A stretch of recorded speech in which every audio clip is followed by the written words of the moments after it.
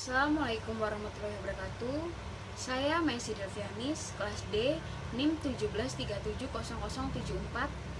Di sini saya akan mempresentasikan tentang penentuan segmentasi pasar. Yang pertama yaitu segmentasi pasar. Menurut Ciptono 2016, segmentasi pasar adalah sebagai proses pengelompokan pasar keseluruhan yang heterogen menjadi kelompok-kelompok atau segmen-segmen yang memiliki kesamaan dalam hal kebutuhan, keinginan, perilaku, ataupun respon terhadap program pemasaran spesifik. Lalu, banyak perusahaan yang melakukan segmentasi pasar atas dasar untuk pengelompokan variabel tertentu.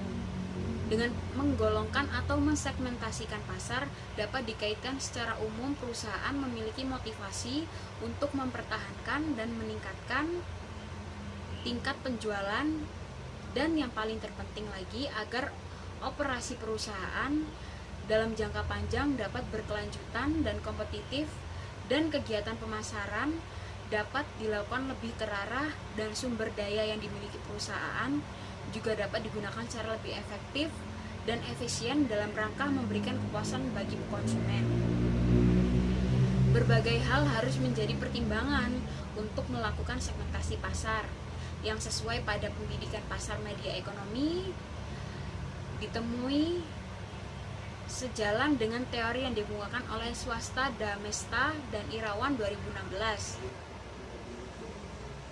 Yang pertama yaitu measurement, tingkat informasi yang ada mengenal sifat-sifat yang dapat diukur. Yang kedua, accessibility, perusahaan secara efektif memusatkan usaha pemasarannya pada segmen yang dipilih. Yang ketiga, sustainability, tingkat di mana segmen itu adalah luas dan cukup menguntungkan untuk melakukan kegiatan pemasaran sendiri. Yang keempat, actionability, segmen pasar tersebut dapat dilayani oleh perusahaan sesuai dengan kemampuannya. Berikutnya, tujuan segmentasi pasar. Yang pertama, mendesain produk-produk yang lebih responsif terhadap kebutuhan pasar. Yang kedua, menganalisis pasar.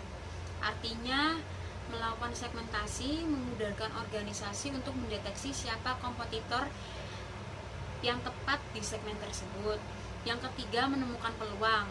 Setelah menganalisis pasar, mereka yang menguasai konsep segmentasi dengan baik akan sampai pada ide untuk menemukan peluang. Yang keempat, menguasai posisi superior dan kompetitif. Yang kelima, menentukan strategi berkomunikasi yang efektif dan efisien. Berikutnya, manfaat segmentasi pasar. Yang pertama, gagasan pemasaran lebih jelas. Manfaat yang pertama adalah gagasan menjadi lebih jelas karena sebelum mensuplai barang, perusahaan sudah mengantongi data konsumen. Data-data ini tidak hanya terkait dengan karakteristik dan kebutuhan konsumen saja, tetapi juga animo dan kemampuan masyarakat dalam membeli produk tersebut.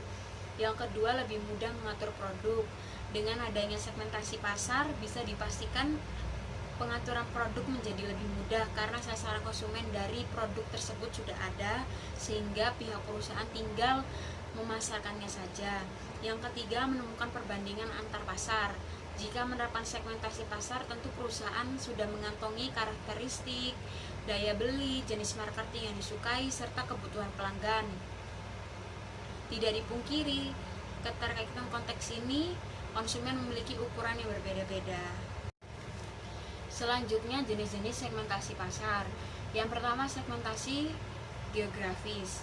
Segmentasi geografis digunakan untuk mengklarifikasi pasar berdasarkan lokasi yang dapat mempengaruhi biaya operasional dan jumlah permintaan yang berbeda-beda.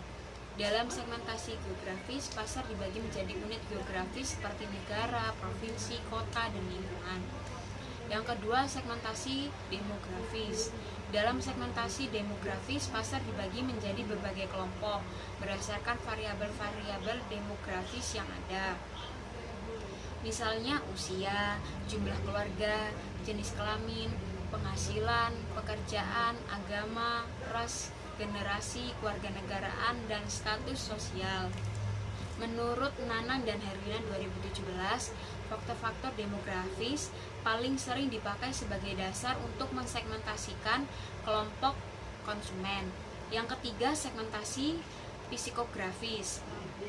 Segmentasi psikografis dilakukan dengan mengelompokkan konsumen dan pembeli menjadi bagian pasar menurut variabel pola atau gaya hidup dan kepribadian. Yang keempat yaitu segmentasi perilaku. Dalam jurnal Nanang dan Herlina 2017, Kotler menyatakan bahwa segmentasi perilaku atau tingkah laku adalah membagi pasar menjadi beberapa kelompok berdasarkan variabel-variabel seperti pengetahuan, sikap, penggunaan, atau respon konsumen terhadap sebuah produk. Banyak pemasar yang meyakini variabel perilaku terbaik sebagai nilai awal untuk membangun segmentasi pasar. Dalam segmentasi perilaku, pasar diklarifikasi dalam kelompok-kelompok yang dibedakan berdasarkan pengetahuan, sikap, penggunaan, atau respon terhadap suatu produk. Batasan dan hambatan segmentasi pasar. Terdapat beberapa batasan dan hambatan dalam segmentasi pasar, yaitu yang pertama, sumber-sumber yang dimiliki oleh perusahaan. Jika perusahaan memiliki sumber daya yang terbatas untuk melayani pasar, maka strategi yang cocok digunakan adalah concentrate marketing. Yang kedua, homogenitas produk. Untuk produk yang bersifat homogen, maka strategi underframe marketing yang lebih cocok. Sedangkan untuk produk yang mempunyai variasi yang berbeda, maka strategi different marketing yang lebih cocok. Yang ketiga, tahapan dalam daur hidup produk. Kalau barang baru dikenalkan macamnya satu atau sedikit jika di pasaran, maka strategi yang lebih sesuai adalah under different marketing. Hal ini dimaksudkan untuk memenuhi kebutuhan permintaan primer.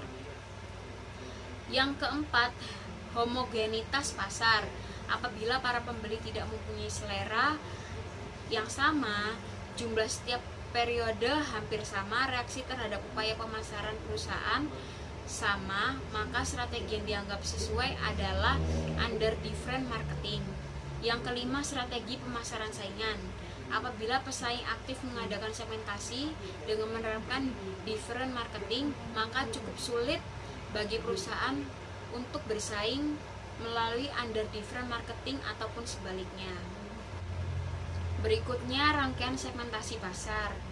Segmentasi pasar yaitu membagi total pasar ke dalam segmentasi yang lebih kecil. Kemudian dilanjutkan dengan analisis STP. Dalam analisis STP, menciptakan nilai untuk target konsumen.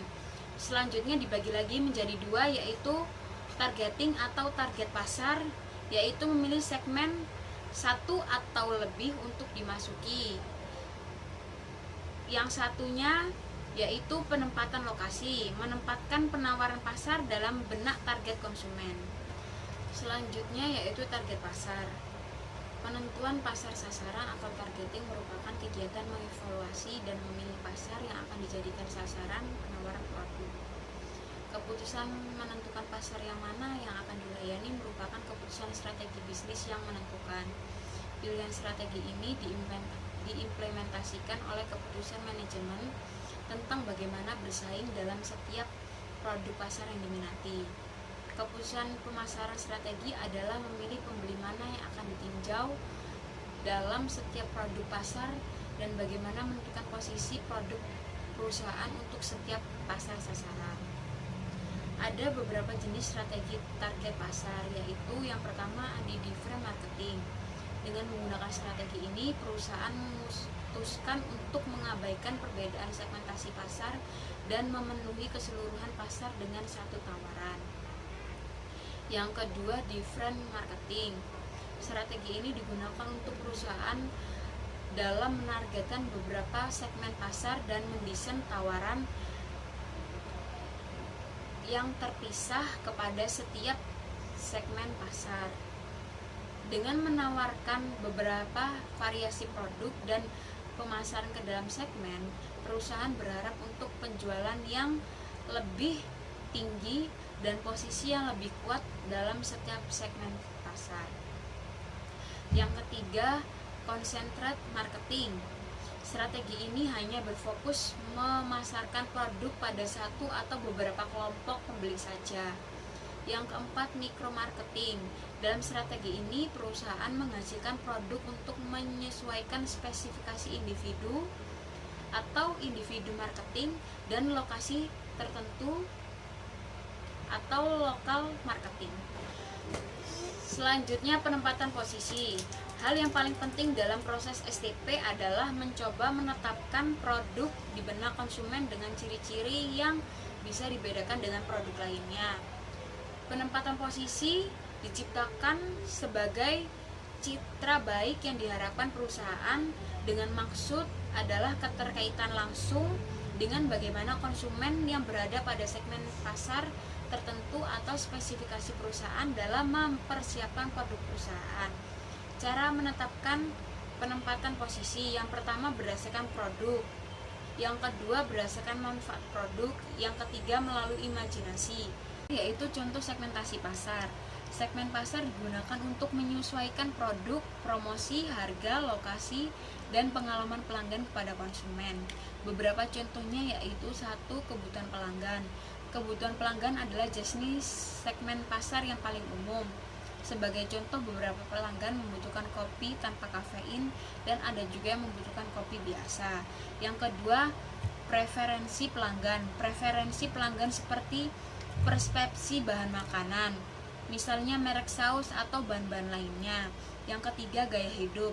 Segmen gaya hidup seperti furnitur yang dirancang untuk memaksimalkan ruang kecil di perkotaan yang besar. Yang keempat, budaya. Menargetkan budaya atau subkultur, misalnya sebuah kafe dengan memorabilia olahraga yang menargetkan penggemar olahraga. Yang kelima, persepsi risiko.